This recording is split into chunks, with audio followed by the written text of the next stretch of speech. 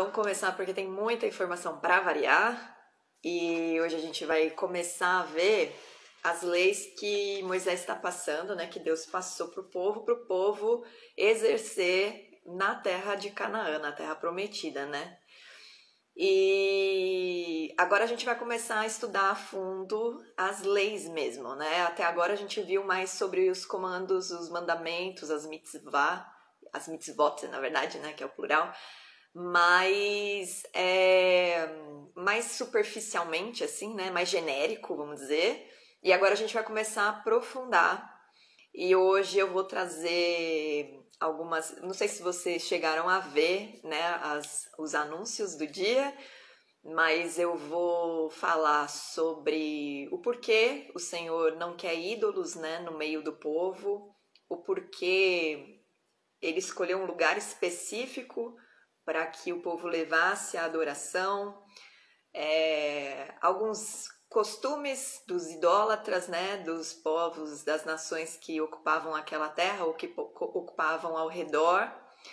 E também eu vou falar sobre a importância do sangue, né, o que o sangue representa. Então, vou tentar seguir a sequência do texto para trazer as informações. Se você tiver com a Bíblia aí, você não vai se perder no meio da leitura. E também vou trazer referências, né, da Bíblia sobre algumas profecias, sobre algumas leis em Levítico, né, que são de acordo com o que Moisés tá falando aqui. Então vamos lá, vamos começar a leitura. Eu vou ler primeiro até o versículo 3 só, porque esse é o primeiro tema. São estes os estatutos e os juízos que cuidareis de cumprir na terra que vos deu o Senhor, Deus de vossos pais, para possuirdes todos os dias que viverdes sobre a terra. Então aqui você vê que o plano de Deus era que o povo dele, né, a nação eleita, que ele fez uma nação, né, o povo que ele libertou do Egito e que ele fez uma nação, habitasse nessa terra todos os dias, todas as gerações eram para habitar ali, né? Agora as gerações das tribos de Israel estão dispersas pelas nações. Isso também faz parte do plano do Senhor, né? Depois, quando a gente vai lendo os livros dos profetas e a história de Israel, a gente entende melhor por que eles estão dispersos, mas isso é um tema mais lá para frente. Vamos começar primeiro pontuando aqui, mas você vê que a intenção do Senhor é que eles, né, o povo dele, habite nesse lugar. Desde sempre foi esse o plano do Senhor. Destruirei por completo todos os lugares onde as nações que ides desapossar serviram aos seus deuses. Sobre as altas montanhas, aliás, destruirei, falei certo. Sobre as altas montanhas, sobre os outeiros e debaixo de toda árvore frondosa. Deitareis abaixo os seus altares e despedaçareis as suas colunas e os seus postes ídolos queimareis, e despedaçareis as imagens esculpidas dos seus deuses e apagareis o seu nome daquele lugar. Não fareis assim para com o Senhor vosso Deus. Até acabei lendo o versículo 4 aqui, mas vamos dar uma pausa para entender, né? Porque nós, quando lemos o Novo Testamento, né, como foi traduzido, a segunda parte da Bíblia, nós lemos lá que nós devemos ser tolerantes com o próximo, né? Nós devemos amar uns aos outros, ser pacificadores. E aí você se depara com uma ordem do Senhor de limpar, de ser intolerante com os deuses, com os ídolos, com os poste-ídolos, com todos os altares, derrubar tudo, limpar a terra. E aí uma pessoa que não tem entendimento acha incoerente, né? Fala, nossa, mas então por isso que a lei foi abolida, né? Aí começa aqueles devaneios todos, né? E a gente sabe que a lei ela é perpétua porque ela está trazendo, na verdade, os preceitos do Senhor que são eternos, né? Os princípios que são eternos. O que acontece? O Senhor separou uma terra para que ele estivesse ali junto com o seu povo. O Senhor conhece a tendência do coração do homem. A tendência do coração do homem é se corromper por causa da natureza humana. O Senhor estava santificando um povo para ele. E um povo que desde a saída do Egito, né, a gente vê que o comportamento é o mesmo de todo homem. É questionar e na hora do questionamento ir atrás de alguma coisa que pareça que vai resolver o problema, né? Então as pessoas facilmente, elas creem em Deus, elas declaram aliança com o Senhor e vão atrás, né, dos seus meios para conseguir algum desejo do coração ou fazer com que alguma promessa que Deus deu aconteça logo, ou elas estão passando por uma disciplina do Senhor e elas recorrem a outros meios para tentar sair daquele problema ao invés de ir diante do Senhor e pedir a orientação do Senhor e perguntar por que aquilo está acontecendo, como resolver ou se Ele pode ajudar. As pessoas geralmente se queixam, murmuram e vão atrás de um plano B, né? E o Senhor, Ele não quer um plano B na nossa vida, Ele quer que a gente seja único e exclusivo, assim como Ele faz de nós a sua propriedade exclusiva. Ele não é infiel conosco, Ele é incorruptível, Ele ele não aceita suborno, né? Ele não tem como você tentar negociar princípios com o Senhor. Ele é a reta justiça e Ele age debaixo daquilo que Ele é.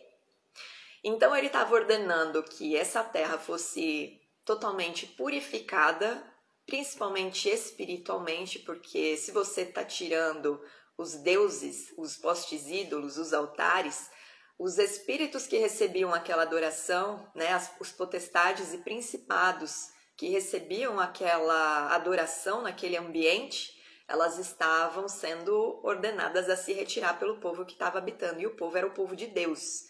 Então, aqueles representantes ali do Senhor estavam purificando, santificando todo o território de Canaã, né, conforme eles iam avançando, porque a gente já leu que o Senhor deu pouco a pouco a terra para eles, né? Para que eles conseguissem se estabelecer, se estruturar espiritualmente. Isso também tem um significado, porque no mundo espiritual existe o domínio dos principados e potestades que são do maligno que governa esse mundo. Então, todo ambiente que você purifica e santifica, você precisa estabelecer o domínio do Senhor. E como nós estabelecemos o domínio do Senhor na nossa vida? Cumprindo a palavra dele, sendo purificados, andando debaixo dos seus preceitos, buscando a reta justiça, buscando aperfeiçoamento. E na vida do cristão, né, a gente aprende que a gente nasceu de novo. Então você começa um desenvolvimento da sua salvação. Você já não começa forte, embora o Espírito do Senhor que habita em você seja forte. O teu espírito precisa ser fortalecido, você precisa receber entendimento, compreensão. Então, pouco a pouco, você vai avançando nessa caminhada e você vai aprendendo mais do Senhor, você vai se movendo mais pela graça e não debaixo de um jugo, né? Você entende o que você está fazendo, como o Senhor sempre fala, medita na minha palavra, ama a mim com todo o seu entendimento. Então esse entendimento vai se desenvolvendo em você e você vai crescendo e naturalmente você vai tendo discernimento acerca das coisas, acerca das decisões que você toma e se afasta do mal, se afasta da sua má inclinação. Se afastar do mal não é só se afastar do maligno, né? Mas é se afastar da sua má inclinação, porque todo ser humano ele tem uma tendência selvagem no seu íntimo, né? Ele tende a ter impulsos, a viver segundo a carne, e nós vamos aprendendo a nos afastar desse lado e nos aproximar do Espírito de Deus que vivifica o nosso espírito e do Senhor que vivifica o nosso coração, e a gente vai naturalmente vivendo os preceitos do Senhor, os seus princípios, e a gente deseja isso para a nossa vida, porque isso é saúde para os nossos ossos e alegria para o nosso coração, porque a gente traz a presença do Senhor para o ambiente onde a gente está. Então, desde aquele princípio, é uma lei espiritual, e isso já estava acontecendo, só que com um povo, né? Então, o Senhor ordena que haja essa limpeza, né, de todos os postes ídolos, dos altares, para que o povo, sem querer, não queira testar o que acontece ou se corrompa, né? E aí a gente já entra então. Ah, não, outra coisa, né? Israel é o lugar onde a glória do Senhor ela repousa, né? É onde ela repousará até no mundo vindouro, né? No novo céu e na nova terra. Ali também manifestará a glória do Senhor.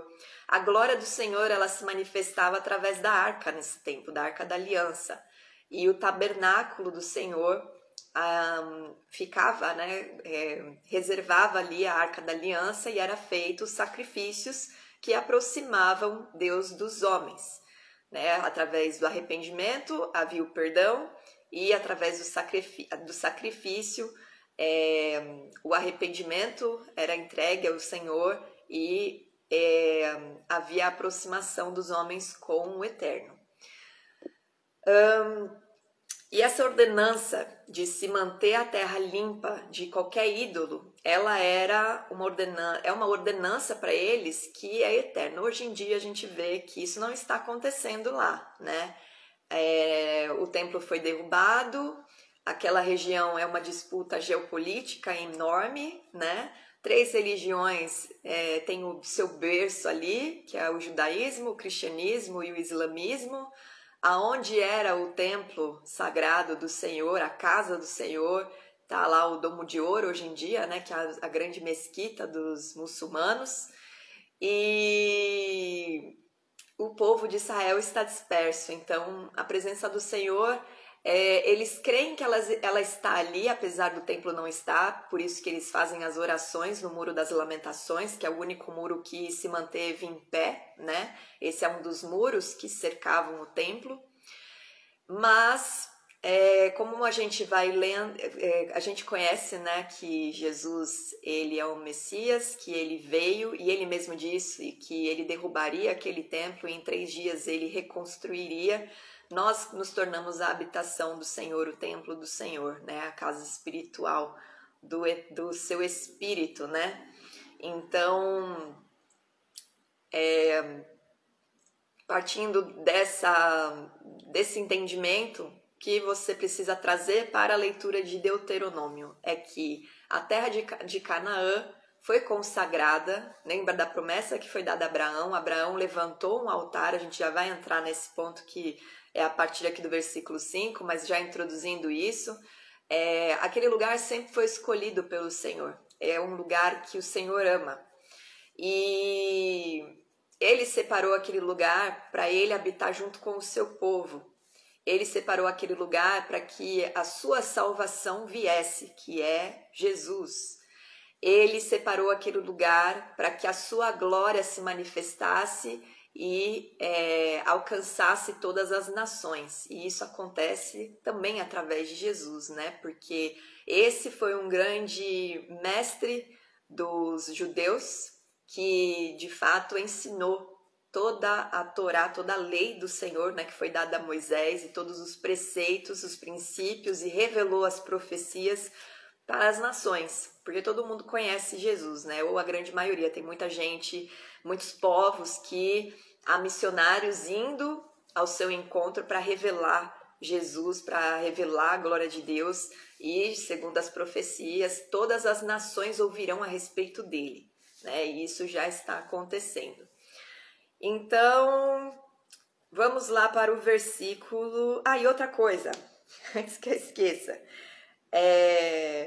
Essa ordenança de se procurar os ídolos estrangeiros e destruí-los está sobre todos os reis. Então, desde Saul, o Senhor trouxe essa ordenança. Os juízes, né, na verdade, todos os líderes, né, os juízes, no tempo de juízes, a gente vê que o povo vira e mexe se corrompia, ia viver a vida segundo os seus próprios desígnios, né? Segundo aquilo que eles consideravam justo ou não.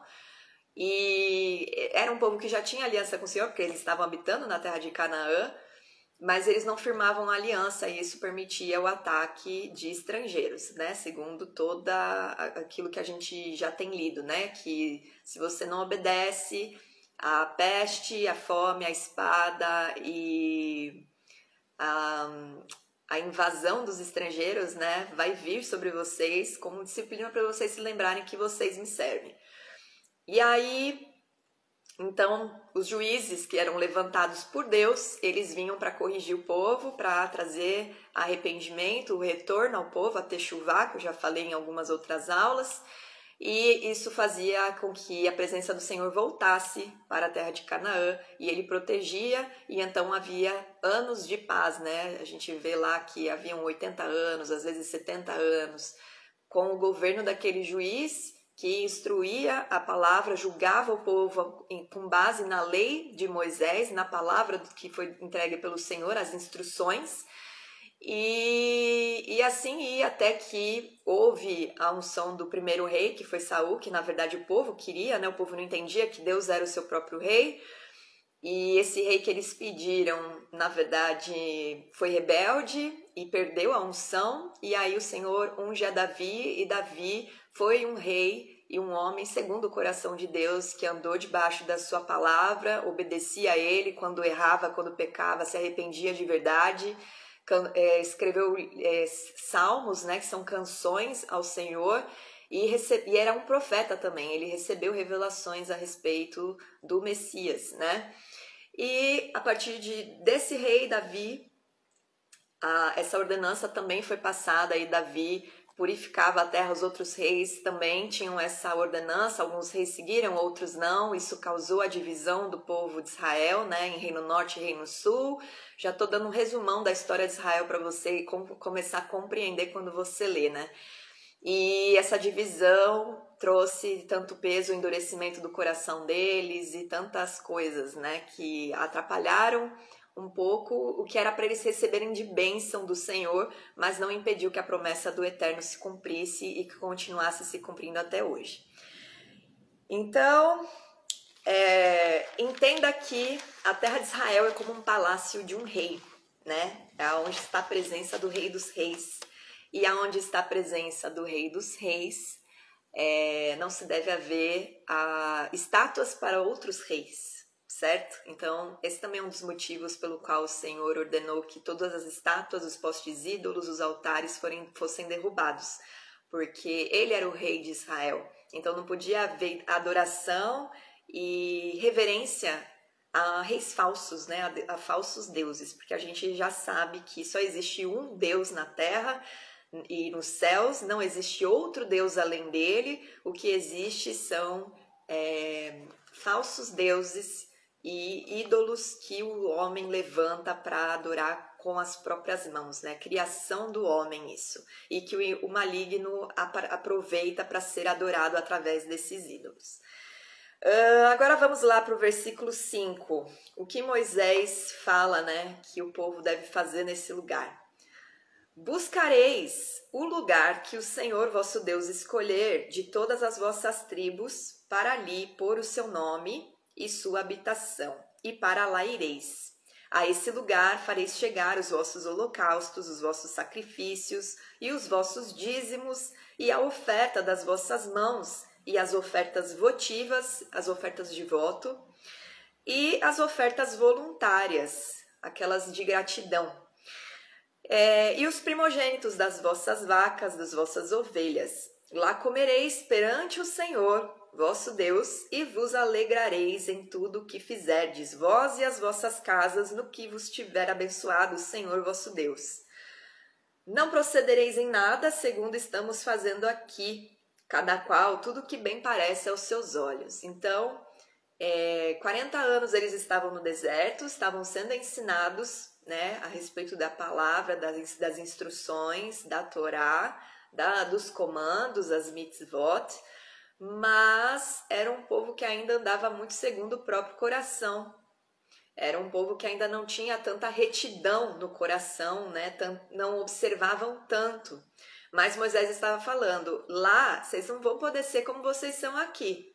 Aqui o Senhor está levando o tempo da ignorância, mas lá vocês devem meditar, vocês devem consagrar a sua casa, consagrar o seu trabalho, a sua terra para o Senhor, porque o Senhor está levando vocês ali. E ali é o lugar onde Ele habitará com vocês, a aliança dele vai ser...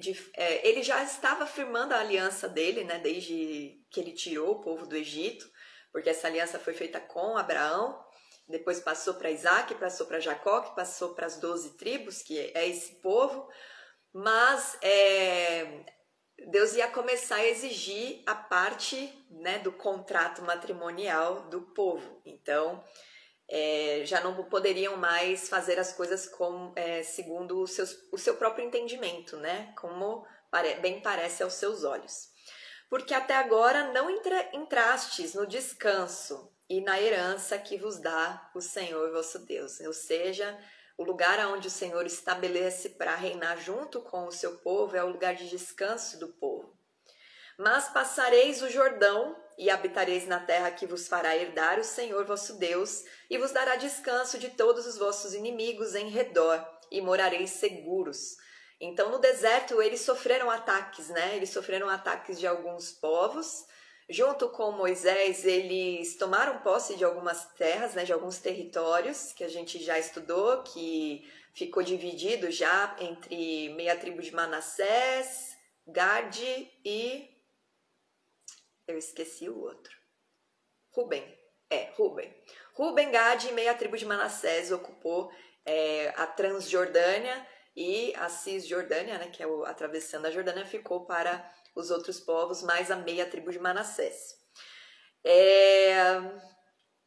Então haverá um lugar que escolherá o Senhor vosso Deus. E aqui tem um segredinho para a sua vida também, né? Muita gente fica procurando uma igreja para congregar e fica indo na igreja que ela se sente melhor. Ah, eu me sinto bem aqui, eu vou ficar aqui. Não é assim que você escolhe o lugar onde você vai congregar. Porque quem escolhe os ministros que serão autoridade na sua vida, que vão te instruir, que vão interceder por você, que vão te acompanhar, te aconselhar, e quem vai te discipular é o Senhor, é Jesus, né? O Espírito do Senhor, ele derrama dons sobre todos os membros da igreja, ele levanta ministros. E você deve andar segundo aquilo que Deus designou para você. Se você escolhe um lugar porque você acha legal, você gosta do ambiente, as pessoas me receberam bem aqui, mas não é onde Deus colocou você, você não vai crescer, você não vai ter cobertura espiritual. Não é que você não vai ter cobertura espiritual, mas você vai estar perdendo de receber tudo aquilo que Deus quer te entregar, porque você está indo aonde você quer e não aonde Deus escolheu. E o povo não foi o povo que escolheu o lugar onde eles iam adorar, onde eles iam colocar o tabernáculo, que era o lugar de habitação do Senhor, onde estava a Arca da Aliança. E não foi o povo que escolheu, não foi Moisés que escolheu, não foi Josué que escolheu. Quem escolheu e estabeleceu este lugar foi o Senhor. E na sua vida é a mesma coisa. Então, busque diante do Senhor. Senhor, aonde eu devo ir para receber a tua palavra, a tua ministração? Eu gostaria de estar num lugar onde a tua presença está, óbvio. Mas eu quero estar no lugar onde o Senhor quer que eu esteja para eu levar o meu culto a ti. Porque você está indo lá levar o seu culto ao Senhor, a sua adoração ao Senhor. Não é para você ir num clube, não é para você fazer amigos, se identificar com pessoas, mas é para você ir levar a adoração ao Senhor e receber aquilo que Ele quer te entregar, porque Ele abençoa aqueles que o buscam, certo? E aí, continuando aqui, haverá um lugar lá no 11...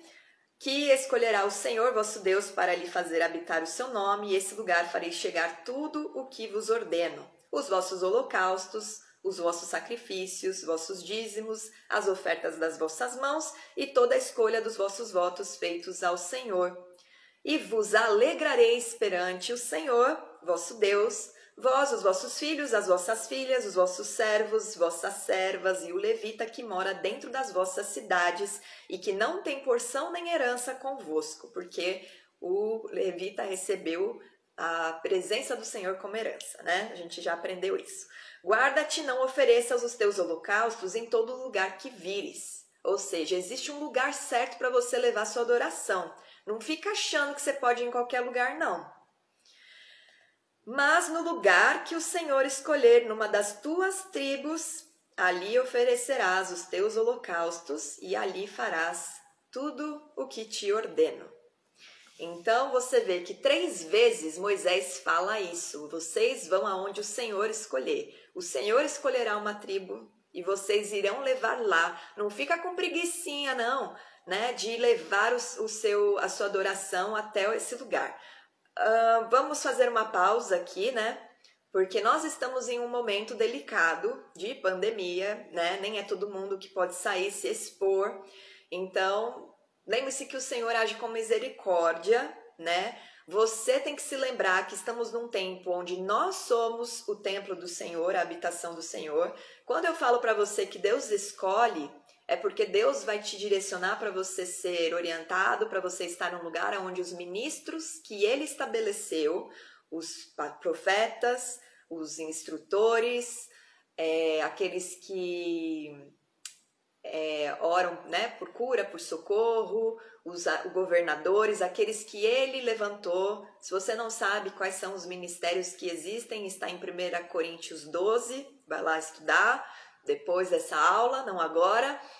Mas você deve buscar do Senhor quem Ele levantou, porque nós temos milhares de igrejas por aí e nem todas têm a presença de Deus. E nessa situação que nos encontramos atualmente, você estar na sua casa, mas ao vivo, acompanhando um culto, você está em comunhão com o corpo do mesmo jeito, você precisa entender isso. Aqui, vocês estão comigo conectados por uma internet, né, numa live. E nós estamos ligadas em Jesus, né? Estamos conectados no mesmo corpo e estamos recebendo a mesma instrução, a mesma palavra e a mesma porção. E o Espírito do Senhor está vivificando a palavra, porque foi Ele que estabeleceu esse momento. Foi Ele que determinou esse estudo e é Ele que está se movendo. Então, compreenda que não é um espaço físico, né? Literalmente. Mas quando você leva o seu culto, a sua adoração para o lugar onde o Senhor escolheu que você leve, você vai entregar diante dele, ele vai receber a sua adoração como incenso suave, a sua oração será guardada em taças de ouro e ele se fará presente no ambiente onde você está. Mesmo que você esteja na sua casa, mas você está conectada com o corpo no lugar onde o Senhor te conectou, aonde ele te levou. E você está levando o seu culto, então leve a sério esse momento, né? Mesmo que você esteja no seu quarto, na sala da sua casa, participando de uma ministração, né? Hoje em dia habituou-se a se fazer de domingo, né? Tem alguns cultos durante a semana, mas você tem que se alegrar de estar na presença do Senhor, assim como o povo se reunia nesse local de congregação, que era o templo, e esse templo foi derrubado, né? Você foi transformado no templo do Senhor, né? Jesus faz de você morada, o Espírito do Senhor habita em você e o Pai se doa e habita e faz morada em você também. Então a presença dele está em você. Você precisa crer nisso e levar o seu culto, a sua adoração, a sua entrega, né? Tudo que você tem, amar o Senhor com a sua alma, com tudo que você possui, com todo o seu entendimento e receber aquilo que o Senhor quer te entregar, né? Porque o povo se reunia e as bênçãos eram entregues pelo sumo sacerdote ali.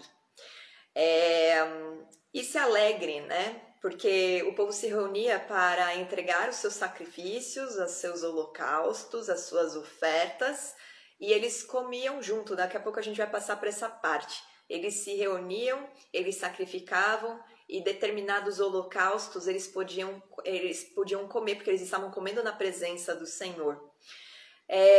E agora a gente vai estudar esse lugar específico, né? E aqui entra, deixa eu colocar aqui a hora, só para eu saber, meia hora já passou. Agora começa a gente estudar sobre Sião, sobre o Monte Sião e o que isso representa, né? Jerusalém é a cidade eleita do Senhor. Sião é o lugar onde está essa cidade, o Monte Sião é o lugar onde está essa cidade que foi consagrado pelo Senhor. Mas a história de Deus com esse lugar, ela não começa com a construção do templo, né? Porque o templo foi construído ali, o primeiro templo de Salomão, depois o segundo templo de Salomão. A história do Senhor com Sião começa desde a fundação do mundo, porque segundo a tradição judaica, o Senhor criou o mundo a partir desse ponto, onde está Sião.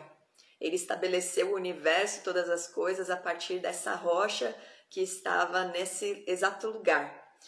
E O Senhor escolheu esse lugar, esse ponto, para ser o centro da manifestação da sua glória e a sua santidade para a sua criação.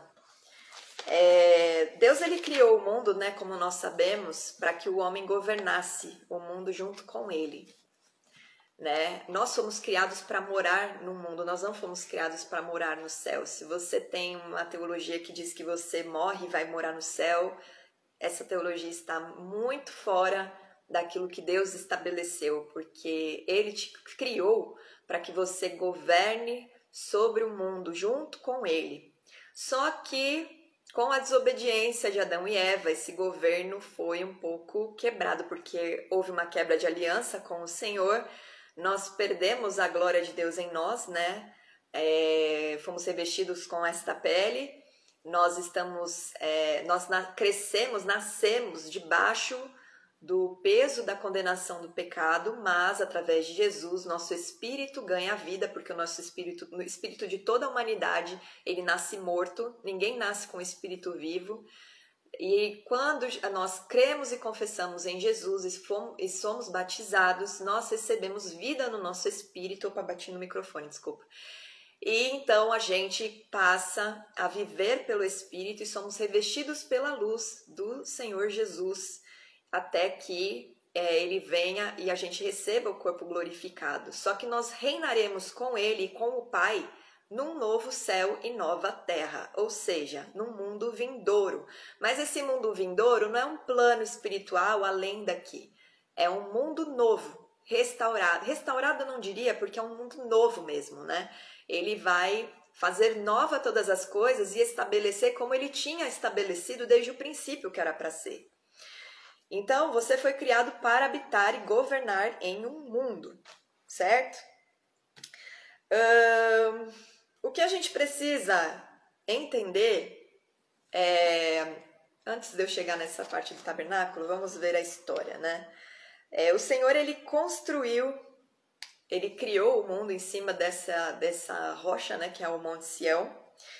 E aí, o primeiro homem, né, segundo também as tradições judaicas, né, o primeiro homem, Adão, ele foi criado no Monte Sião e levado depois para o Éden, para cuidar ali do jardim, né, e crescer e aprender a sabedoria do Senhor, porque Deus ia todo dia ao cair da tarde ao encontro de Adão e Eva e passava as instruções, ensinava a sua sabedoria para eles. O problema de Adão e Eva é que eles quiseram receber essa sabedoria a partir de um fruto, e esse foi o peso, né, foi o erro deles, né, a sedução veio daí. O desejo de querer ser como Deus comendo um fruto, ao invés de buscar do Senhor, aprender aquilo que Ele tem para ensinar. Então, nesse lugar que Adão foi criado, ele ergueu um altar ao Senhor quando ele voltou, né? Depois que ele caiu, que ele foi tirado, expulso do Éden, ele construiu um altar em cima de Sião, no Monte Sião. E nesse altar ele apresentava os sacrifícios e os holocaustos para se aproximar do Senhor. O que você precisa entender é que a palavra sacrifício em hebraico, ela é korban. Korban vem da raiz verbal korvan, que significa aproximar, estar próximo. Então, todo sacrifício ele é feito para aproximação. E não existe sacrifício aceito diante do Senhor, né, se não tiver derramar de sangue, porque no sangue há vida. Daqui a pouco a gente vai entrar nessa parte também, mas o derramar de sangue, na verdade, diante do Senhor, não é porque Deus gosta, mas é porque já representava aquilo que o seu filho faria no futuro, né? Todas as coisas na terra que nós fazemos diante do Senhor, na verdade, são símbolos daquilo que é estabelecido no reino. Adão, ele então construiu esse altar, né, para não se purificar, mas receber o perdão e a presença do Senhor por conta da maldição que habitava nele agora, né, depois da desobediência. E esse grande altar, ele foi construído exatamente onde é o templo, onde é o monte do templo. E depois os seus filhos, Caim e Abel, levaram as ofertas, né? Caim levou a sua oferta lá das primícias, do fruto da terra, né, daquilo que ele produzia, e Caim levou o cordeirinho, né, e era a primícia, era a primícia do rebanho de Abel, e isso foi agradável ao Senhor, porque o sacrifício agradável ao Senhor era o sacrifício feito, né, com entendimento, com o coração, e Abel apresentou o seu melhor e apresentou um sacrifício que, na verdade, com o entendimento do que ele estava fazendo, né? Isso está em Gênesis 4, né? Esse relato de Abel e Caim. Aí depois, o altar ele acabou sendo destruído com o dilúvio, mas Noé reconstruiu no mesmo lugar.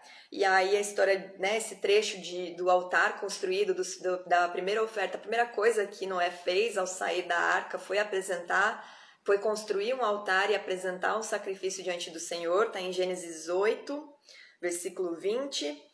E lá também o seu filho Shem, como a gente vê, né, através da bênção que Noé trouxe na vida de Shem, ele fala, né, Shem é Sem.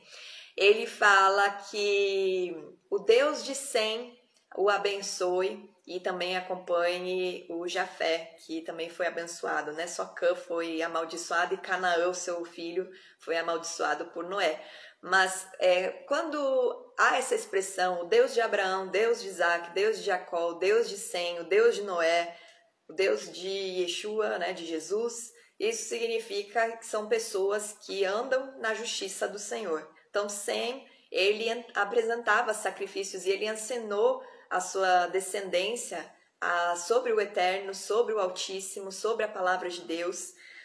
E lá Sem, então, oferecia também os seus primeiros sacrifícios, e foi depois do sacrifício de Noé, né, que o Senhor apresenta a aliança, né, o arco da aliança nos céus, mostrando que a promessa é que ele nunca mais derramaria um dilúvio para a destruição da sua criação.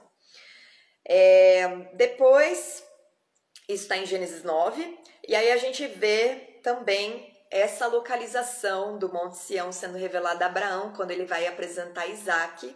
Lá na história, você vai ver em Gênesis 22 que o Senhor ordena que ele vá em direção ao Monte Moriá, que de lá ele mostraria o lugar que ele deveria apresentar Isaac como sacrifício.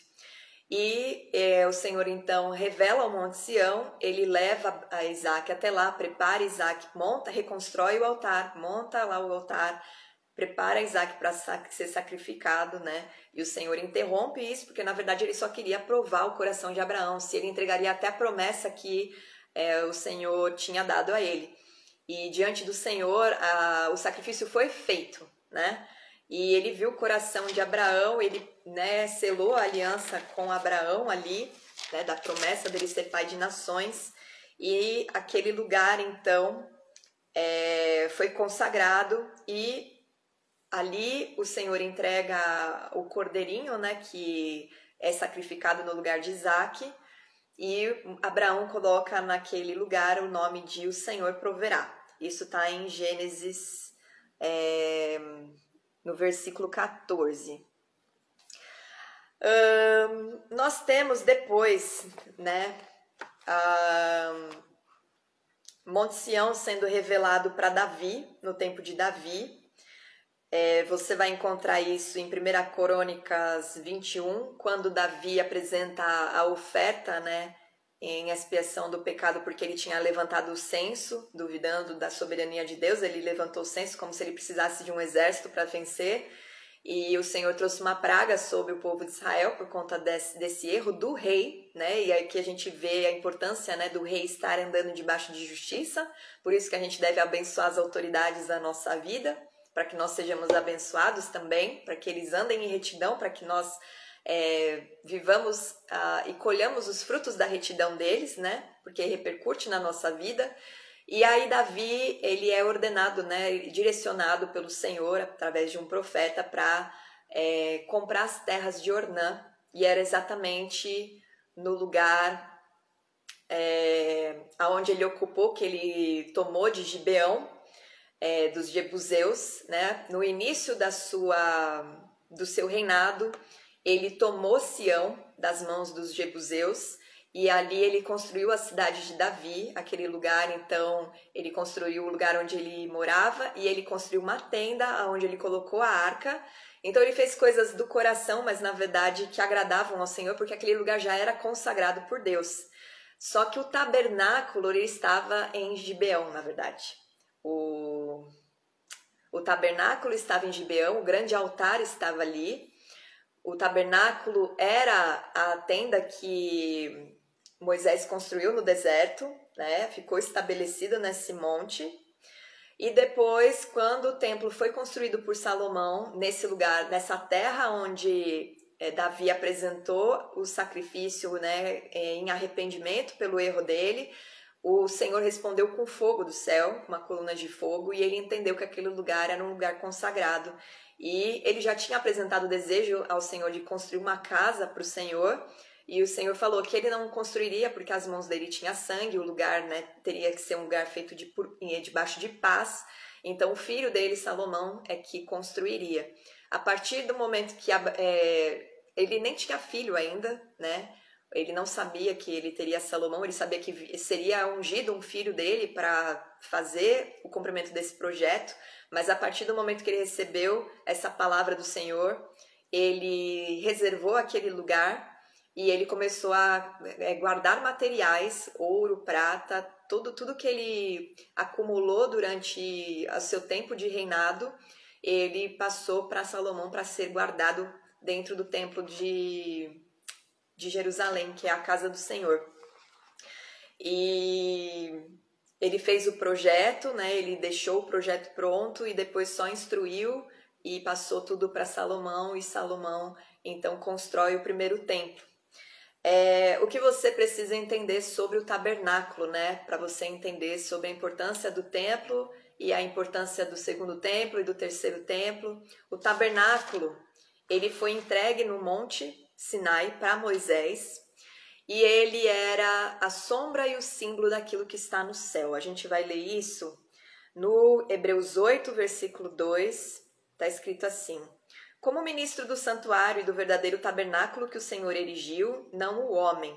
Aqui Paulo está se referindo a Jesus, né? Como o ministro do verdadeiro tabernáculo que foi erigido pelo Senhor e não pelas mãos humanas, porque todos os tabernáculos na terra foram feitos por mãos humanas. Em Hebreus 8, 4, no finzinho está escrito: visto existirem aqueles que oferecem os dons segundo a lei, no versículo 5, os quais ministram em figura e sombra das coisas celestes. Assim como foi Moisés divinamente instruído quando estava para construir o tabernáculo, pois diz ele: vê que faças todas as coisas de acordo com o modelo que te foi mostrado no monte.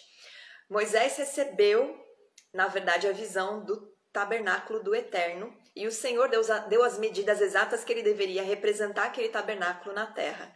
Então, o que você precisa entender? O pátio, o lugar santo e o santo dos santos, eles são reais no plano espiritual, no mundo celeste, no reino do Senhor. O Senhor trouxe para nós, para o nosso entendimento, para o nosso mundo material, algo que é o lugar da habitação dele de fato.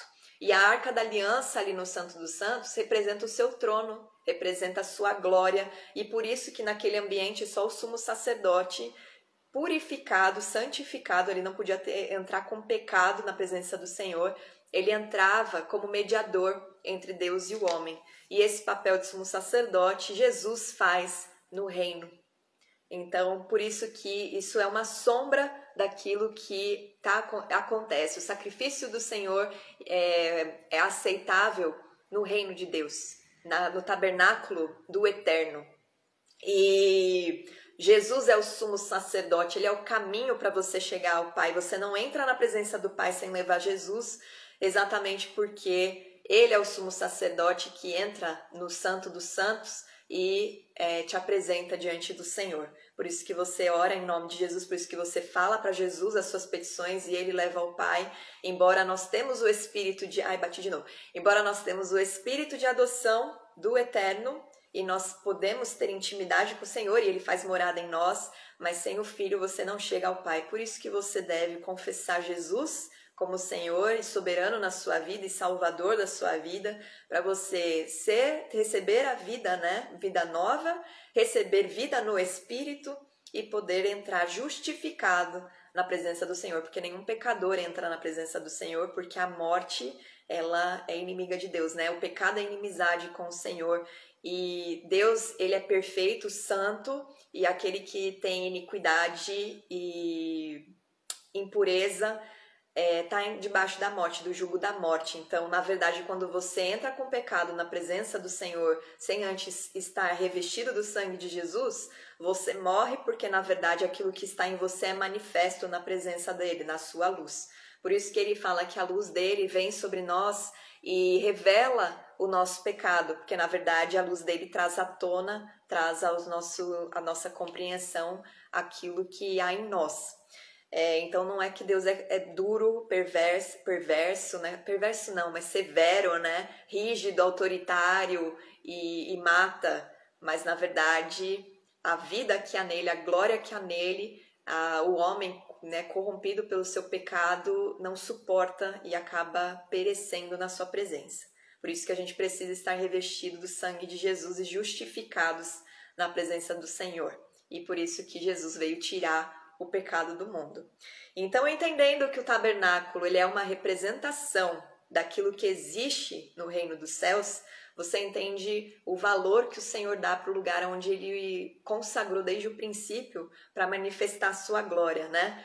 O tabernáculo acompanhou o povo, né? O Senhor acompanhou, ele não tinha uma casa fixa, mas ele acompanhou o povo durante a sua peregrinação. Aqui você vê o amor e a graça do Senhor sobre um povo rebelde e murmurento, e tantas vezes que transgrediu a palavra e o contrato com o Senhor, e mesmo assim o Senhor estava ali junto com eles por causa da promessa e do amor que ele tinha, não só com o povo, mas com a sua promessa e com Abraão, porque a aliança foi feita com Abraão, que foi justo, e a justiça de Abraão, né, a fé de Abraão foi imputada como justiça, e ele foi considerado bendito do Senhor, e segundo a lei do Senhor, o Senhor abençoou até a 1000ª geração.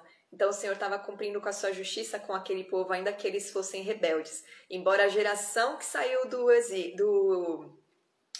do cativeiro, ela tenha perecido no deserto, a gente já viu que foi porque eles pediram isso, né? Eles não creram no Senhor e pediram para morrer no deserto, e Deus acatou o que eles pediram por causa da rebeldia do coração deles, mas ele manteve com a descendência de Abraão a promessa, e ela vai se cumprir em Jesus, né? Porque Jesus, ele é descendente de Abraão, obviamente, e nele cumpre-se toda a promessa do Senhor, e então Abraão se torna pai de nações, e nós, pela fé, somos filhos de Abraão também.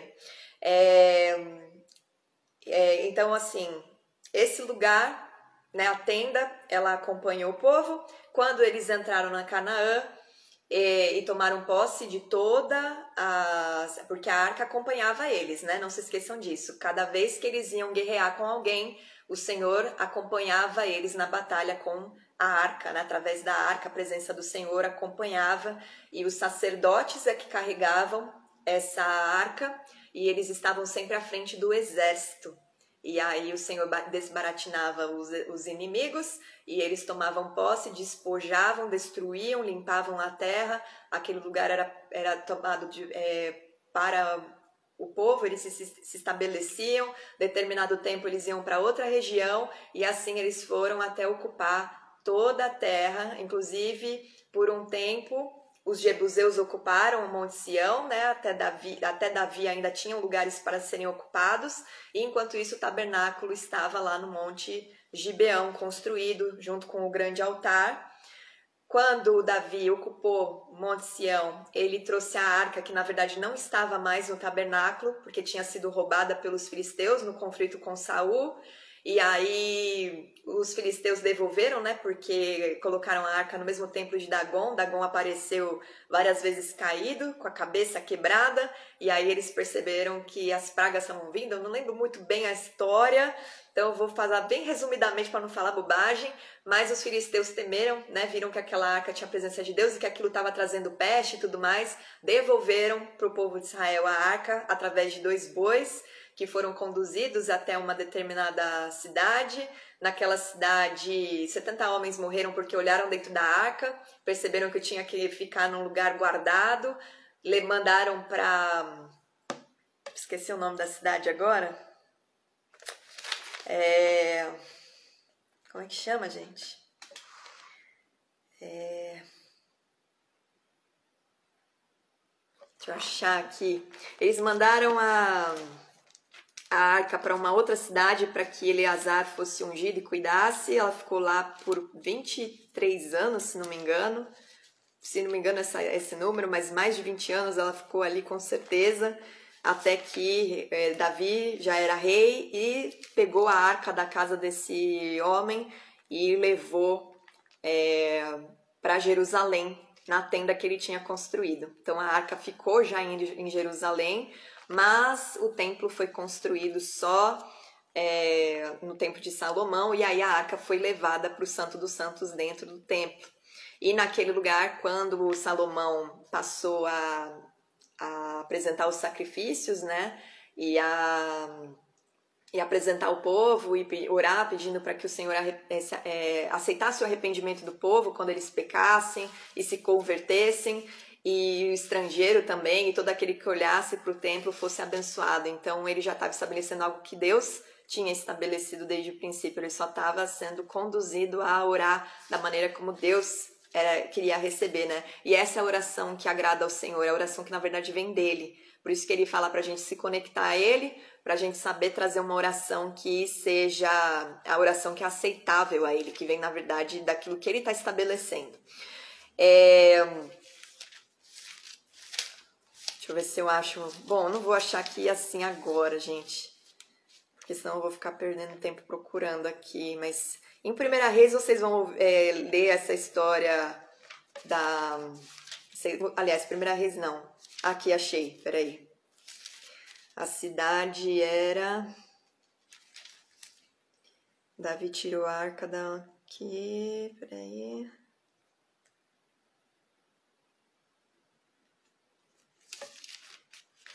Não, tá aqui não.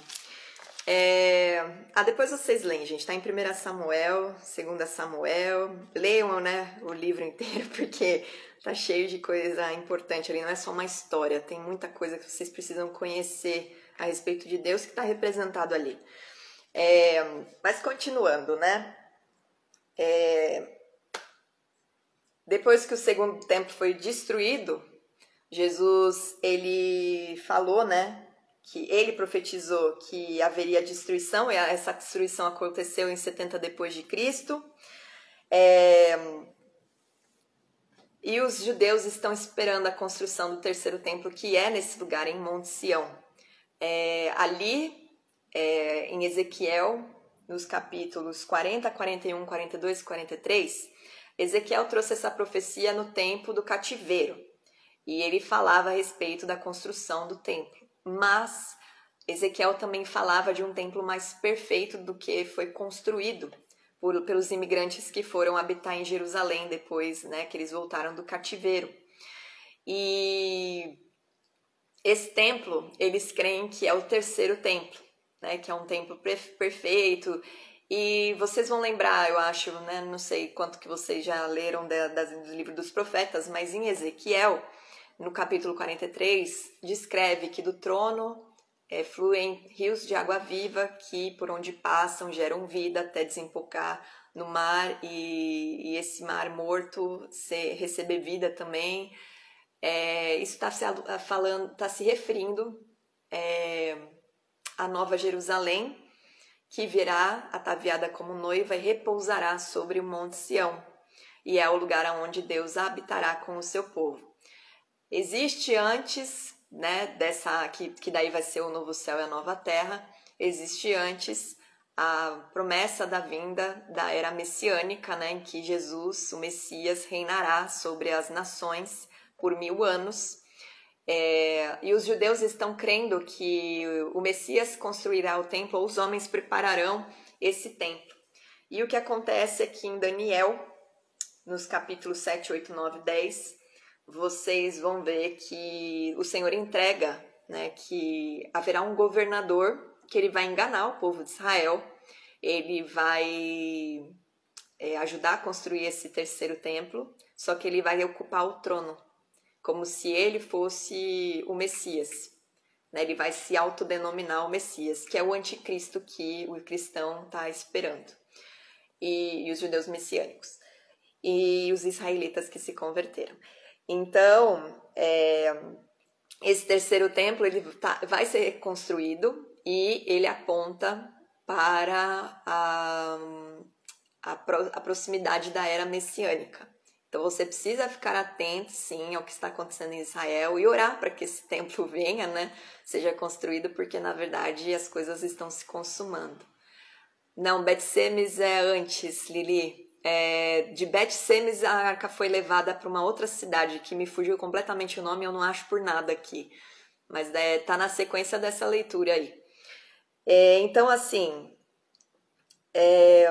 vocês precisam entender essa importância do Monte Sião, né, espiritualmente também, e entender que é dali que o Senhor abençoa todos os povos. Foi o lugar onde Ele escolheu para que no novo céu e na nova terra a nova Jerusalém venha. No Apocalipse, capítulo 20, nós vemos que a era messiânica vai durar 1000 anos e após isso virá o juízo de Deus sobre a morte e o inferno, o Sheol, e serão lançados no mar de fogo, que é a segunda morte, né? Porque existe essa morte física, mas existe a segunda morte, que é a morte espiritual, que daí é a definição, né? Quem nessa vida, antes da primeira morte, creu em Jesus e recebeu salvação, recebe a coroa da vida eterna, e no juízo, na verdade, você vai ser isso, Kiriat Jearim, obrigada. Essa é a cidade, pessoal. Então, quem foi justificado pelo sangue de Jesus vai receber vida eterna, né? E vai habitar com o Senhor nesse novo céu e nova terra. E aqueles que preferiram a morte, preferiram a maldição, porque a gente já aprendeu que é uma escolha, né? Obedecer ou desobedecer, estar na presença dele ou não. Então esses vão receber a mesma condenação que a morte e o inferno vão receber.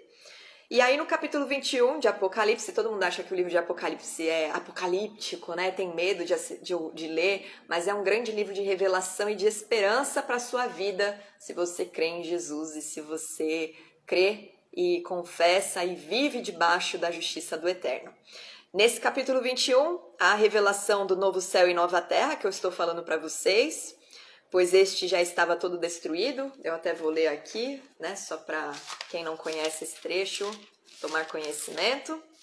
Vi novo céu e nova terra, pois o primeiro céu e a primeira terra passaram e o mar já não existe. Vi também a cidade santa, a nova Jerusalém, que descia do céu da parte de Deus, ataviada como noiva, adornada para o seu esposo. Então ouvi grande voz vinda do trono, dizendo: Eis o tabernáculo de Deus com os homens. Deus habitará com eles, eles serão povos de Deus, e Deus mesmo estará com eles, e lhes enxugará dos olhos toda lágrima, e a morte já não existirá. Já não haverá luto, nem pranto, nem dor, porque as primeiras coisas passaram. E aquele que está sentado no trono disse: Eis que faço novas todas as coisas, e acrescentou: Escreve, porque estas palavras são fiéis e verdadeiras. Disse-me ainda: Tudo está feito. Eu sou o Alfa e o Ômega, e o princípio e o fim. Eu, a quem tem sede, darei de graça da fonte da água da vida. E aí, no versículo 9, tem a descrição da Nova Jerusalém, que é uma cidade que é um cubo perfeito, uma cidade com ruas de ouro, cheia de pedras preciosas. Depois vocês leem lá. Mostra depois no capítulo 22 o rio da água da vida, brilhante como cristal, que sai do trono de Deus e do Cordeiro, que é descrito por Ezequiel. No meio da sua praça, de uma e outra margem do rio, está a árvore da vida, que produz 12 frutos, dando o seu fruto de mês em mês, e as folhas da árvore são para a cura dos povos. Nunca mais haverá qualquer maldição, nela estará o trono de Deus e do Cordeiro. Para quem acha que Deus são 3 em 1, o trono de Deus e do Cordeiro, são 2 tronos, não são 3. Os seus servos os servirão, contemplarão a sua face, e na sua fronte está o nome dele. Então já não haverá noite, nem precisam eles de luz de candeia, nem da luz do sol, porque o Senhor Deus brilhará sobre eles e reinarão pelo século dos séculos. Aí ele continua falando a respeito do livro, que é para o João escrever sem tirar nem pôr nenhuma palavra. E em Isaías 52... Isaías já profetizou a respeito dessa nova Jerusalém. Não foi João que falou primeiro, mas Isaías, no capítulo 52, o versículo 1, ele fala: Desperta, desperta, reveste-te da tua fortaleza, ó Sião. Veste-te das tuas roupagens formosas, ó Jerusalém, cidade santa, porque não mais entrará em ti nem incircunciso, nem imundo. Então, Sião aqui novamente sendo revelada como um local abençoado e escolhido pelo Senhor. Existem 2 salmos que falam a respeito de Sião. Salmo 78, 68. Ele escolheu a tribo de Judá, Monte Sião, que ele amava. E no Salmo 87, 2, o Eterno ama os portões de Sião mais do que todas as moradas de Jacó. Deus ama Jerusalém mais do que qualquer outro lugar do restante da amada Israel, porque é ali que ele escolheu para manifestar sua glória desde a eternidade. Porque tudo aquilo que Deus estabelece é desde a eternidade, né? Não existe tempo como a gente acha que existe. Ele resolveu hoje fazer isso. Não, tudo que ele estabeleceu foi desde o princípio, desde a eternidade. Em Isaías 54 também há uma linda revelação sobre a Jerusalém, que está separada no céu, aguardando esse dia em que ali habitará o Senhor na terra junto com o seu povo. Isaías 54, Isaías 60 e Isaías 62. Eu não vou conseguir ler porque já passou 1 hora, vai ficar muito longo, mas anota aí e lê depois Isaías 54, Isaías 60 e Isaías 62. Vocês vão ver o Senhor revelando a respeito dessa nova Jerusalém, onde ele reinará junto com o seu povo, com o cetro de justiça, e aonde o ferro, né, que era usado para fazer arma, que é usado até hoje, né, para fazer armamentos, armas, instrumento de violência, na verdade vai se transformar em arado. Todo o ferro vai ser um instrumento de paz. E curiosamente, no tabernáculo e na casa do Senhor não existe nenhum ferro. O Senhor usa a prata, o ouro, o bronze, a madeira de acácia, mas nada é de ferro ali. E por quê? Porque o ferro, por enquanto, ele é usado como instrumento de violência, mas na Nova Jerusalém o ferro entra como um arado, simbolizando, né, que vai vir paz sobre a terra. O Monte Sião, então, é o lugar marcado pelo Criador. Isaías 2, 1, 3. E esse trecho eu vou ler para vocês. Eu vou fazer um raiz falando o significado de Sião, mas Sião é marcado pelo Senhor. Em Isaías 2 está escrito assim, versículo 1 a 3. Palavra que em visão veio a Isaías, filho de Amós, a respeito de Judá e Jerusalém. Nos últimos dias acontecerá que o monte da casa do Senhor será estabelecido no cimo dos montes e se elevará sobre os outeiros, e para ele afluirão todos os povos. Irão muitas nações e dirão: Vinde e subamos ao monte do Senhor e à casa do Deus de Jacó, para que nos ensine os seus caminhos e andemos pelas suas veredas, porque de Sião sairá a lei e a palavra do Senhor de Jerusalém.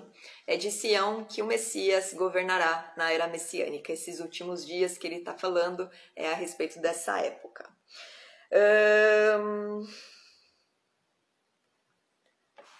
E no Salmo 134, 3, só para encerrar esse lance de Sião, e aí eu entro num trecho que é mais curtinho, mais rápido.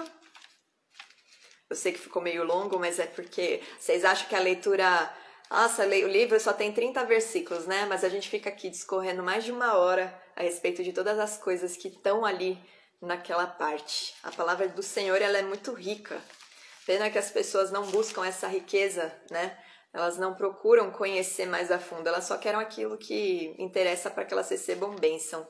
Embora a gente saiba que aquele que conhece a palavra e anda debaixo dela, as bênçãos acompanham. Então, que o Senhor abençoe vocês que estão aqui aprendendo, porque vocês estão querendo mais e o Senhor está entregando mais, está entregando coisas profundas que vão direcionar o caminhar de vocês, os pés de vocês, e certamente as bênçãos acompanharão a vida de vocês. Amém? Em nome de Jesus.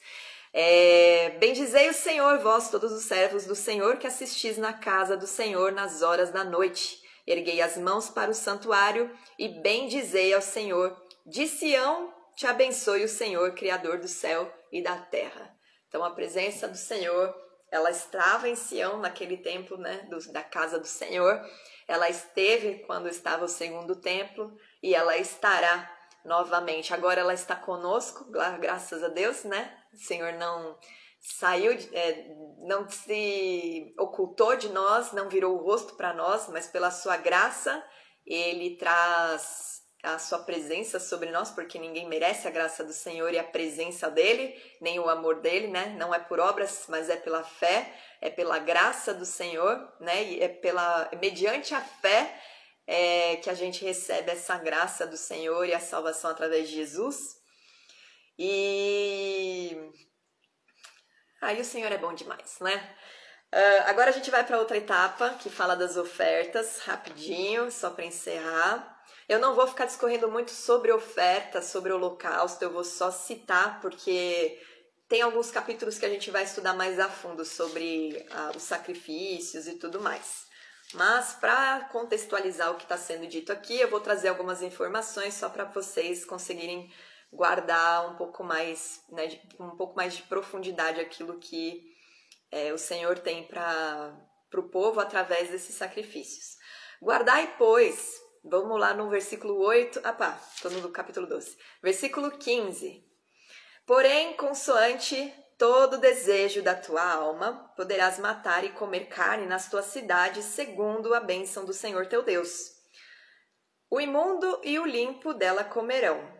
As pessoas, tá? Ele não está falando aqui do animal puro ou o animal impuro, não. Ele está falando daqueles que andam em justiça e aqueles que não andam, que habitam ali junto na cidade. Tanto um quanto o outro poderão comer carne, poderão comer nas suas casas carne, né? Segundo a bênção do Senhor, é porque o Senhor estabeleceu os animais puros e impuros, os animais kosher e não kosher. Então somente o sangue... O imundo e o limpo dele comerão, assim como se come da carne do corso do veado. Então somente o sangue não comerás sobre a terra, o derramarás como água. Nas tuas cidades não poderás comer o dízimo do teu cereal, nem do teu vinho, nem do teu azeite, nem os primogênitos das tuas vacas, nem das tuas ovelhas, nem nenhuma das tuas ofertas votivas que houveres prometido, nem as tuas ofertas voluntárias, nem as ofertas das tuas mãos. Ou seja, todo holocausto você vai para a casa do Senhor apresentar. A gente já viu, né, que o Senhor estabeleceu um local específico. Essas regiões que eu estava citando, inclusive, gente, fica tudo na região de Judá, que é a tribo de Judá, tá? Então, embora o tabernáculo, o altar, eles não estavam no Monte Sião desde o princípio, mas eles estavam na tribo que o Senhor estabeleceu até que todas aquelas coisas se cumprissem e Deus então estabelecesse a casa dele para haver paz e eles habitarem com paz. Porque o Senhor é um Deus de paz e enquanto eles estavam ocupando as terras, havia guerra, certo? Então o Senhor não estabeleceria a sua casa, a sua habitação no meio da violência. Então ele teve o seu tempo, né? Deus tem um tempo para todas as coisas e ele estabeleceu no tempo certo, no tempo que haveria somente paz, que foi o reinado de Salomão. Aí continuando aqui, né? Então, os dízimos, que dízimos são esses, né? As pessoas acham que não existia dízimo na palavra de Deus, que dízimo é coisa do passado, mas isso é um princípio. Certamente os dízimos não são entregues como era antigamente, mas princípio a gente não cancela, preceito é eterno. né? A gente pode examinar a palavra de Deus e ver de que forma a gente pode aplicar na nossa vida, porque o Senhor quer que o nosso coração seja circuncidado, não a gente tenta por obras de lei, mas que a gente tenha entendimento do que a gente está fazendo e aquilo flui de nós, né? A gente toda hora está aprendendo sobre isso. Esses dízimos, né? O que significa dízimo? Deixa eu achar aqui que eu anotei para Maaser. Maaser significa dízimo, que quer dizer 1/10. Todo dízimo, todo o holocausto, toda oferta tinha que ser sacrificados, apresentados lá na casa do Senhor. Ali era apresentado e você comia com alegria diante do Senhor.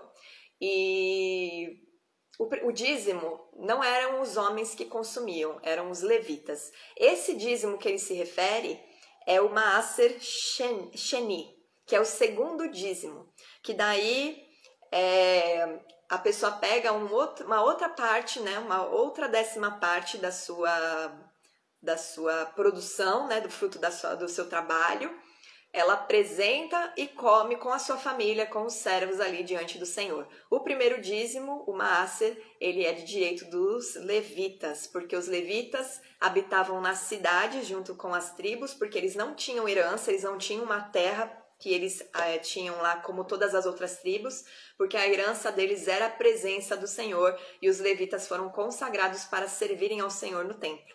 Então, eles habitavam, a 10ª parte da terra era separada em cada tribo para os levitas e o dízimo era apresentado na casa do Senhor e ali os levitas consumiam. Então, os levitas eles ficavam com a melhor parte. Ninguém presta atenção nisso. Nossa, eles não têm terra, coitadinhos. Os caras ficavam com a melhor parte de tudo. A presença do Senhor, principalmente, e com a melhor parte do fruto do trabalho do restante dos seus irmãos, né, da congregação de Israel. Aí, continuando. Depois ele fala que você vai comer perante o Senhor, né? A gente já passou por isso, vamos tentar agilizar a leitura. 19. Guarda-te, não desampares o levita todos os teus dias na terra. Então, o dízimo, ele era de sustento para os levitas, aqueles que estavam a serviço do Eterno. E então, você que dizima, que oferta, não ache que, né, tudo bem, tem ministros de Deus e tem aqueles que se dizem ministros de Deus. Mas você tem que se lembrar que você faz as coisas por princípio, né, com entendimento e sabendo aonde você está indo. Se Deus está te colocando no lugar, você está abençoando o ministro que está ali por ordem do Senhor, né? E todo aquele que recebe o ministro no caráter de ministro, recebe galardão de ministro, assim como todo aquele que recebe o justo no caráter de justo, receberá galardão de justo, e o galardão do Senhor é para a eternidade, certo? Lembre-se que você constrói a sua vida para a eternidade agora, você não constrói a sua vida somente para esse tempo aqui na Terra. Então, quando você faz isso por princípio, por preceito, entendendo que você está abençoando aquele que é ministro do Senhor, você está recebendo do Senhor a bênção também. E, né, todo o comando que o Senhor estabelece, todo o preceito do Senhor que a gente cumpre, ele é abençoador para nós mesmos, certo? Quando o Senhor teu Deus alargar o teu território, como te prometeu, e por desejares comer carne, disseres, comerei carne, então segundo o teu desejo comerás carne. Se estiver longe de ti o lugar que o Senhor teu Deus escolher para nele pôr o seu nome, então matarás das tuas vacas e tuas ovelhas que o Senhor te houver dado, como te ordenei, e comerás dentro da tua cidade segundo todo o teu desejo. Porém, como se come da carne do corso e do veado, assim comerás destas carnes. Destas comerás tanto o homem imundo como o limpo. Somente empenha-te em não comeres o sangue, pois o sangue é a vida, pelo que não comerás a vida com a carne. Não o comerás na terra, o derramarás como água. De novo ele repete isso, né? Eu já vou explicar sobre o sangue. Não o comerás, para que bem te suceda a ti, a teus filhos, depois de ti, quando fizeres o que é reto aos olhos do Senhor. Porém tomarás o que houveres consagrado daquilo que te pertence, e as tuas ofertas votivas, as ofertas pelos votos, e virás ao lugar que o Senhor escolher. oferecerás os teus holocaustos, a carne e o sangue sobre o altar do Senhor teu Deus, e o sangue dos teus sacrifícios se derramará sobre o altar do Senhor teu Deus, porém a carne comerás.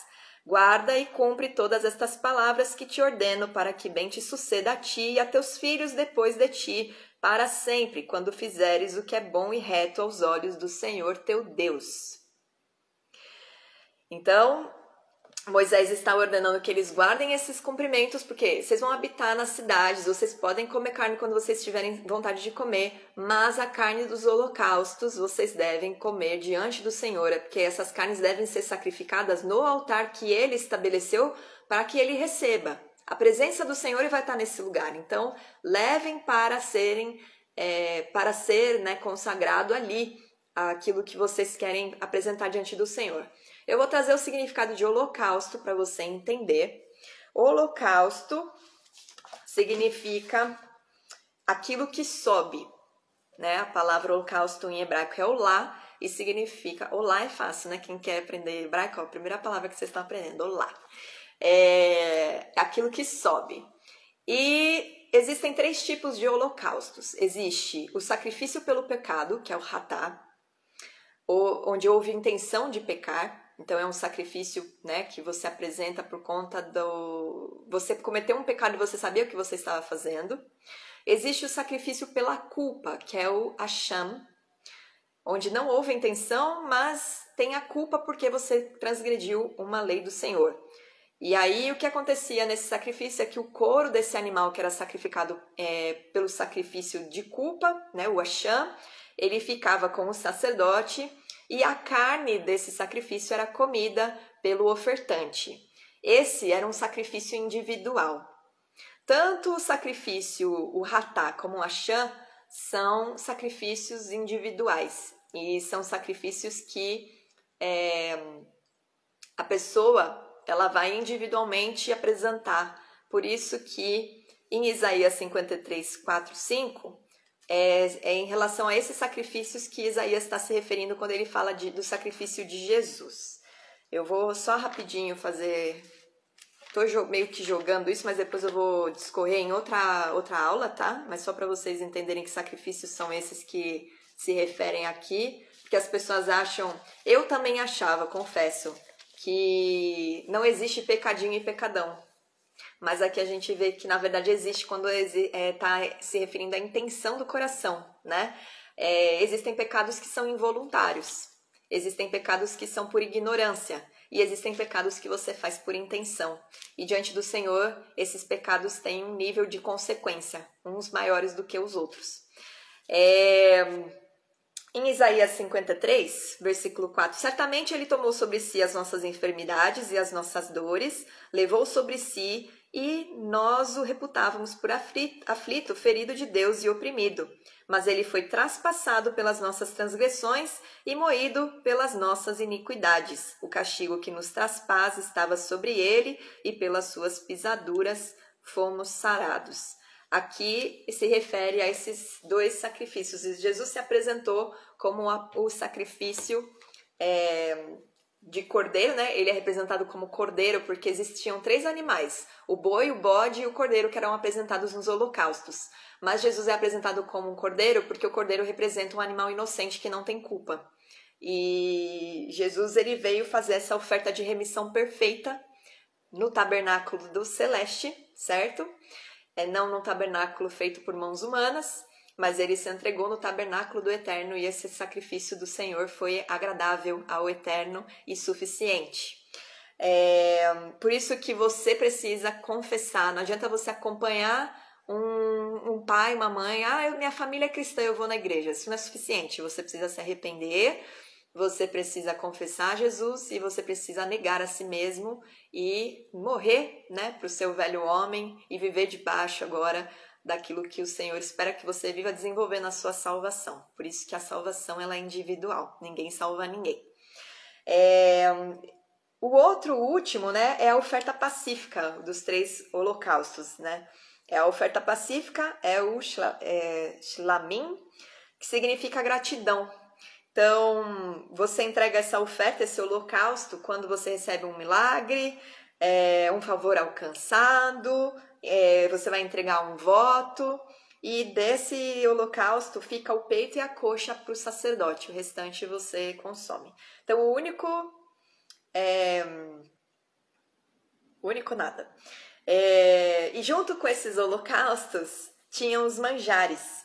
Os manjares, que eram o rinchá, que é a oblação, eram usados em conjunto com todas as ofertas de holocausto para adoração e nas ofertas de consagração dos sacerdotes também. E não era comida, eram apresentados diante do altar, tanto para as ofertas de consagração dos sacerdotes, das ofertas de ciúme e votos de nazireado, e era composto de farinha, azeite, sal, incenso e, às vezes, libação de vinho.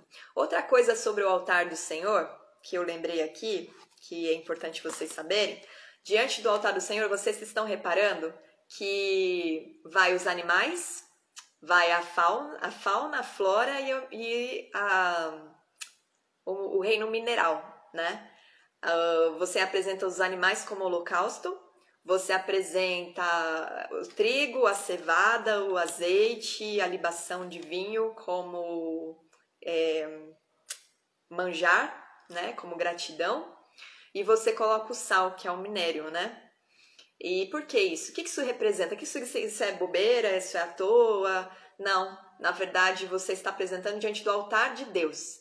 E no altar de Deus, você está aproximando, né? Como a gente viu, todo o sacrifício, korban, vem da raiz korban, que significa aproximar. Então você está declarando ao mundo espiritual, e inclusive ao universo praticamente, né? Porque você está usando as coisas materiais para dizer para o Senhor que Ele é soberano sobre a criação dele toda, tanto o reino animal, como vegetal, como mineral, tudo é consagrado para Ele.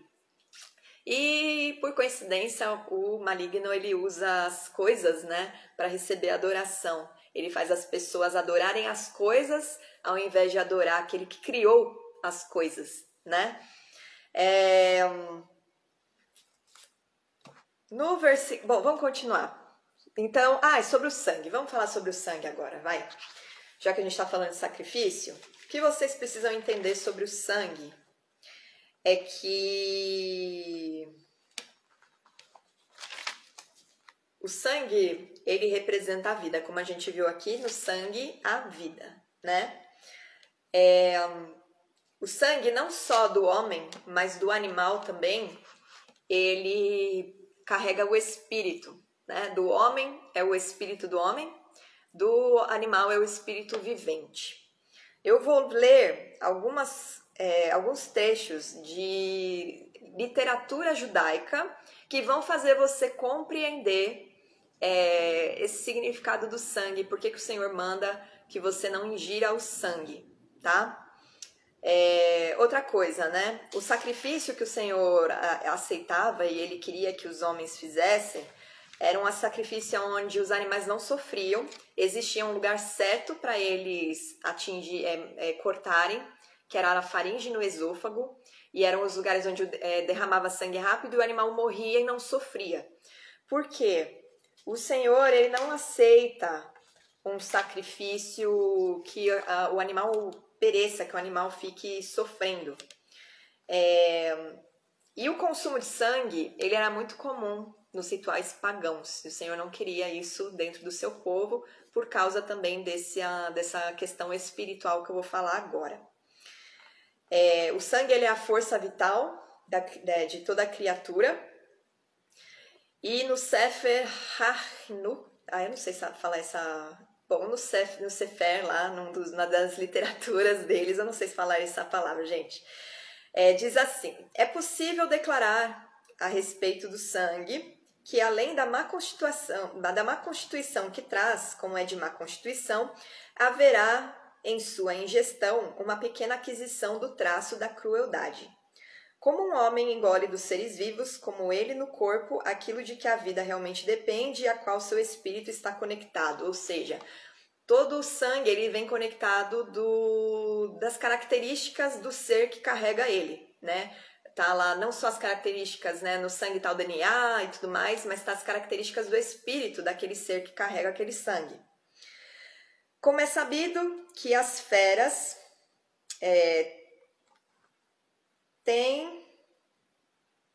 Tá certo. Como é sabido que as feras têm espíritos, que os sábios chamam de espírito vivente, quer dizer, não é um espírito inteligente. Então, embora os animais, embora todos os seres tenham um espírito, não é o mesmo espírito que você tem, que é inteligente, que sabe o que está fazendo. É um espírito com instinto. Também podemos ver que seus espíritos têm um aspecto para guardar de cair em armadilhas e em algumas outras coisas, que é o instinto animal, o instinto de sobrevivência. Um dos sábios em Levi, eles têm, né, literaturas que discorrem a Torá comentando ela. E um desses sábios diz que em Levítico 17:11, que diz exatamente sobre esse lance do sangue, é bem conhecido que aquilo que é comido retorna, habita dentro do corpo do comedor. Ou seja, tudo aquilo que você consome, aquilo que você come, você é. Aquele velho ditado popular, mais ou menos isso que ele está querendo dizer. E então, se um homem comer sangue, haverá densidade e aspereza no espírito, assim como a besta é densa e grosseira. E ele ainda escreveu semelhante ao que mesmo disse, que não é adequado para um espírito comer outro espírito. Porque o Senhor traz conexão espiritual para nós e a gente não deve se alimentar de outros espíritos. A gente deve estar vivificado pelo Espírito do Senhor. Por isso é utilizado sal sobre a carne antes de assar. O sal retira o sangue e o seca.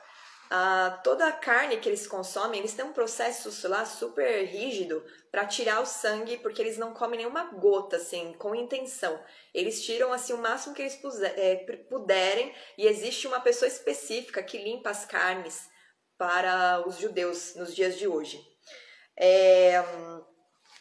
E aí uma coisa interessante, né? Deus ordena que a carne que é consumida dentro das cidades, o sangue ele deve ser derramado na terra e enterrado, como respeito assim ao espírito, né, do animal ali, porque a criação do Senhor ele fez com amor, era pra gente viver em harmonia com os animais, né? A gente sabe, isso não é coisa de conto da Cinderela. Deus estabeleceu o mundo e a gente sabe pelas profecias que haverá tempo que as crianças vão brincar com os leõezinhos e não vai acontecer nada com elas, ou seja, haverá paz, né? Os animais eles não terão esse instinto que eles têm hoje, haverá paz, eles não comerão carne, eles sobreviverão de vegetais, da vegetação, e haverá harmonia, que era o que existia desde o princípio até que houve a entrada do pecado na carne do homem e trouxe a morte espiritual e toda essa bagunça que a gente vê hoje. Mas o sangue, né, lá em outra parte a gente vê que o sangue dos holocaustos ele é derramado no altar. Então no versículo 27 do capítulo 12 de Deuteronômio, Moisés orienta, né, que todo holocausto, o sangue e a carne é apresentado no altar, ou seja, você está devolvendo tudo para o Senhor, o espírito que o Senhor deu para aquele animal, mas apresentando o animal inocente no seu lugar. Então você está entregando a vida daquele animal para ocupar o seu lugar, de fato, né? Aquilo está simbolizando que depois a gente sabe que Jesus fez com a própria vida. Ele entregou o seu espírito, né? Ele até fala, Senhor, eu entrego o meu espírito nas tuas mãos. Tá vendo como tem um monte de coisa que as pessoas não prestam atenção nos detalhes porque não conhecem, né? Não compreendem muito das leis.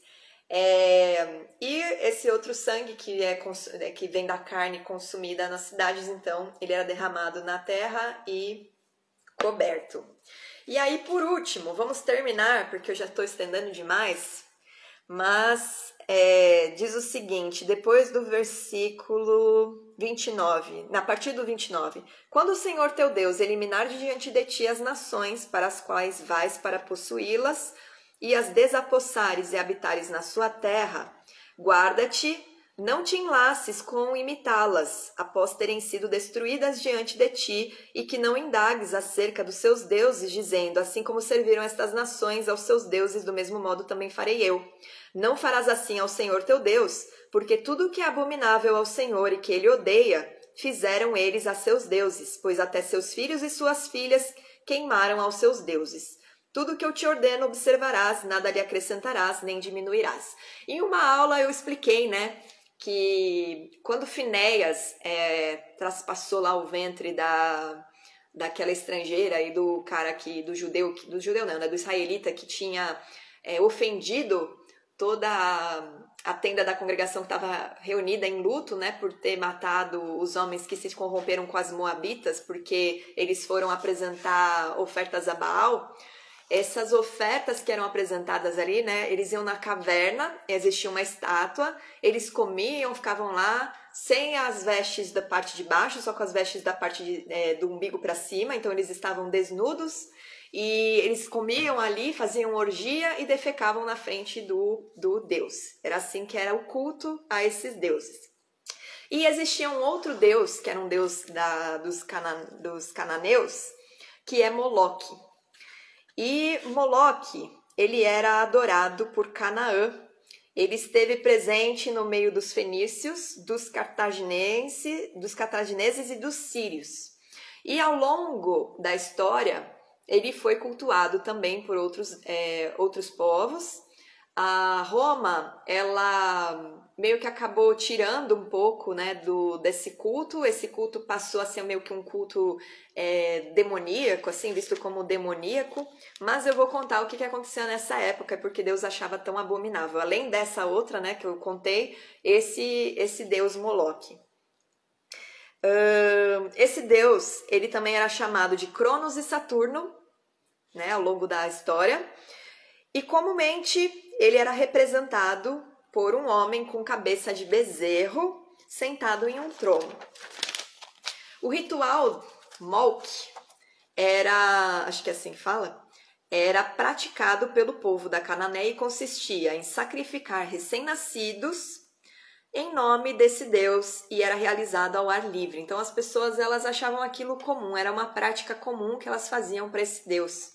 Elas pegavam os bebês e assim que eles saíam do ventre da mãe, elas entregavam para essa estátua. Geralmente essa estátua estava com a mão assim. Existem representações que põem a mão desse deus assim, outras assim, mas era uma estátua oca, que eles colocavam fogo dentro da estátua e os bebês eram lançados para dentro da estátua. E ali, então, a criança era morta-viva, queimada. Os pais não podiam prantear os seus filhos, lamentar, porque isso entristeceria o deus Moloque, então eles não podiam fazer isso.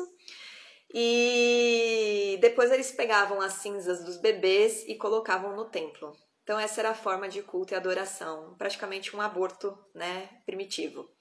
E era proibido o lamento e o Senhor, ele já tinha, né, pela lei alertado, não era uma coisa que Moisés estava acrescentando aqui.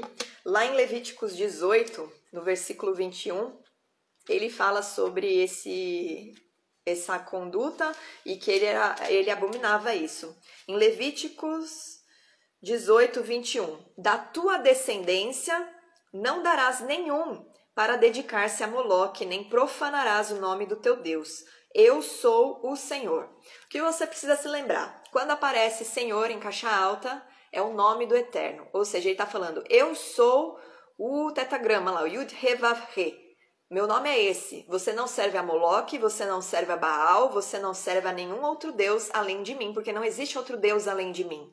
E eu não aceito que você mate os seus filhos para me adorar. Eu não quero o sacrifício dos seus filhos, eu quero o seu arrependimento e eu quero a sua aliança comigo feita no seu coração. O teu coração tem que estar circuncidado para mim e você deve compreender e me amar. Me amar com tudo o que você tem, com tudo o que você é e entendendo o que você está fazendo. E isso era totalmente abominável, né, Lucy? Então, era uma lei estabelecida pelo Senhor, nunca passou pela cabeça do Senhor que eles sacrificassem seus filhos. A gente sabe que ao longo da história depois, se não me engano em Isaías, é que é relatado que alguns israelitas foram adorar esse deus Moloque e entregaram a sua descendência, fazendo coisas abomináveis aos olhos do Senhor. E então aqui Moisés já está preparando com as leis, né? Tirando a idolatria, proibindo, né, que eles pensem em trazer costumes e tradições dos estrangeiros, dos povos pagãos para dentro da sua terra. E isso a gente deve trazer para a nossa vida, né? Acho que ninguém aqui tem essa insanidade de querer cremar uma criança, matar uma criança, um bebê inocente, mas a gente precisa entender que há vários tipos de idolatria pelo mundo. Há várias coisas que nós podemos cometer o mesmo erro que esse povo diversas vezes cometeu por falta de conhecimento e por falta de comprometimento com a aliança que fez com o Senhor. Então, eu vou encerrar por aqui porque já passamos bastante da hora, mas eram informações que precisavam ser trazidas para vocês. Espero que tenha acrescentado aí informações importantes, relevantes para você compreender, para você ver que a promessa do Senhor ela é verdadeira e ela se cumprirá. Esteja atento aos sinais que estão acontecendo não nos céus, mas na terra. Não esteja só atentos ao ensino que estão te trazendo, porque nós já estamos em tempo de apostasia, de falsos mestres, de falsos profetas. Vocês precisam cuidar dos ouvidos, ouvir somente aquilo que o Espírito do Senhor diz à igreja e não aquilo que os mentirosos dizem. E cuidem para que vocês não se corrompam com ideologias, com práticas, com coisas estranhas e que fogem daquilo que é o preceito, o princípio. Por isso que é importante a gente conhecer as leis, o Deuteronômio, porque Deus não derrubou nenhuma lei, Ele melhorou a aliança, Ele aprimorou a aliança. Mas a gente precisa do leite espiritual, como a gente já aprendeu, para compreender como a gente deve andar nessa nova aliança.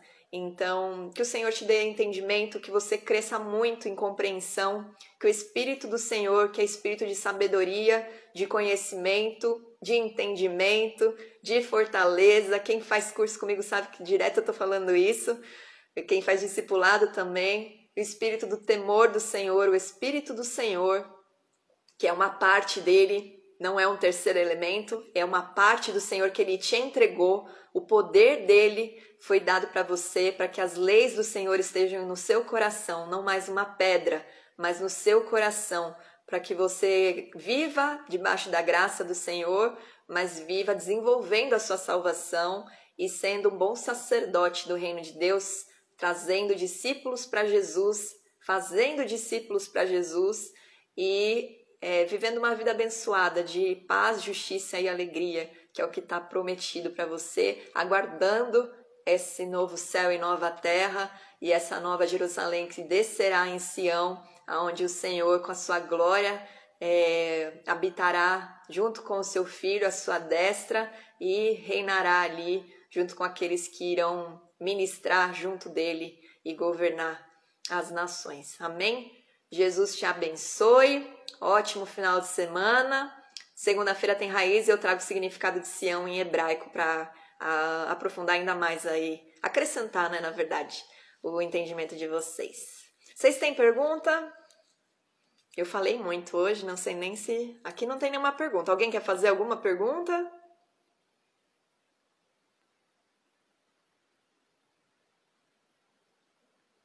Amém, Luci. Deus te abençoe muito. Glória a Deus. Alguém quer fazer alguma pergunta ou podemos encerrar a live? Todo mundo... É muita informação, gente. Depois assiste de novo se vocês puderem. Eu vou lançar no YouTube, se vocês quiserem compartilhar com quem não tem Instagram também. Mas se ninguém tiver perguntas, eu vou encerrar.